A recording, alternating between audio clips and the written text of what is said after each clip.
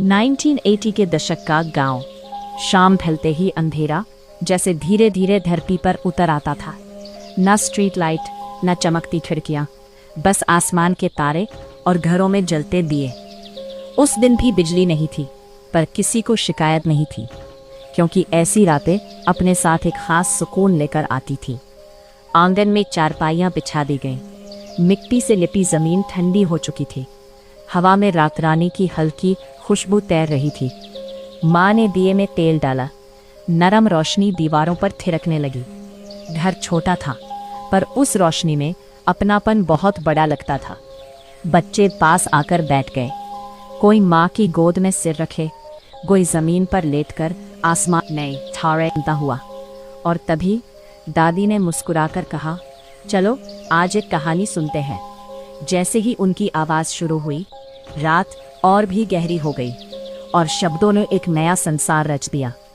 कभी वीरता की कहानी, कभी पुराने ज़माने की बात, कभी ऐसी सीख जो दिल में उतर जाए। बाहर दूर कहीं से झिंगुरों की आवाज़ आती, हवा पत्तों को हिलाती और कहानी का हर मोड़ और सजीव हो जाता। बीच बीच में बच्चे सवाल पूछते, दादी हंसकर जवाब देती और सबकी आंखों में चमक बढ़ जाती। कभी कहानी डरावनी लगती तो कोई चुपके से माँ का हाथ पकड़ लेता। फिर दादी कहती, डर नहीं, ये तो सीख है। रात आगे बढ़ती गई, पर किसी को नींद नहीं आ रही थी। कहानी खत्म होने का मन ही नहीं था।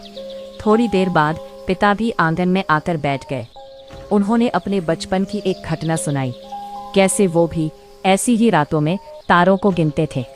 उस पल में कोई जल्दी नहीं थी, न समय की भागदौड़, न किसी स्क्रीन की चमक, बस लोग, उनकी आवाज़ें और साथ होने की गर्माहट। जब कहानी अपने आखिरी मोड़ पर पहुंची, आसमान और साफ लगने लगा, तारे जैसे और पास आ गए हों।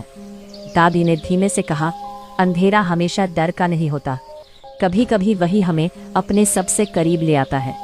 धीरे धीरे सब चारपाइयों पर लेट गए।